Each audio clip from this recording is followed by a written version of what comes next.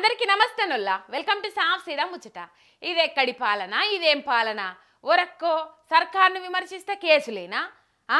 ఊ అన్న కేసే, ఆ అన్న కేసేనా?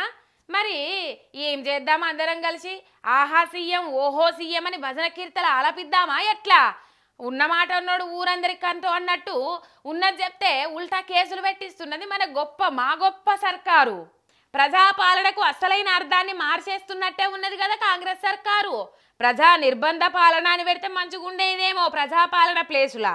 లేకుంటేంది, అడుగుతే అరెస్టులు, ప్రశ్నిస్తే కేసులు, నిలదీస్తే బెదిరింపులు, ఇదే నడుస్తుంది అని అంటాను ప్రతిపక్ష party leader Harish sir. BRS party senior నాయకుడు, ఎస్సీ ఎస్టీ కమిషన్ మాజీ చైర్మన్ డాక్టర్ ఎర్రోల శ్రీనివాస్ అన్నను నడింట్ల సొర్రి మరి పోలీసు వాళ్ళు అరెస్టు చేసి తీసుకుపోవడేంది? ఇదేం పోలీసు రాజ్యమా అని అనుకుంటా మస్తు గరమైండు.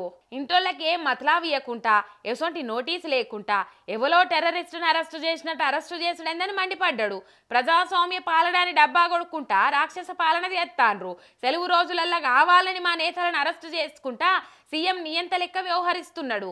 హోంమంత్రిగా శాంతి భద్రతల నిర్వహణలో విఫలమైన రేవంత్ రెడ్డి బీఆర్ఎస్ కార్యకర్తలను వేధించడం మీదనే దృష్టి పెట్టిండు. ఈ పైశాచిక ఆనందం ఎక్కువ కాలం నిలవది. సీఎం రేవంత్ రెడ్డి, మీ పెట్టె బెదిరింపులకు, అక్రమ కేసులకు భయపడేటోళ్ళు మేం కాదని గుర్తుంచుకోండి. తెలంగాణ సమాజమే మీకు తగిన బుద్ధి చెప్తుందనుకుంటా ఎర్రోళ్ల శ్రీనివాస్ అన్న అరెస్టును ఖండించిండు. ఇక ఇటు ఎర్రోళ్ళ అన్ననే కాదు, అటు విచారణకు రమ్మని కౌశిక్ అన్నను కూడా పిలిచిండ్రు పోలీసోళ్ళు. అది కూడా వీకెండ్లో చూసి పిలిచే వరకు బెయిల్ రాకుండా అరెస్టు చేసి లోపటేసే ఇగురమే అని ఇదంతా అని మండిపడతాండ్రు కారుపాటోళ్ళు.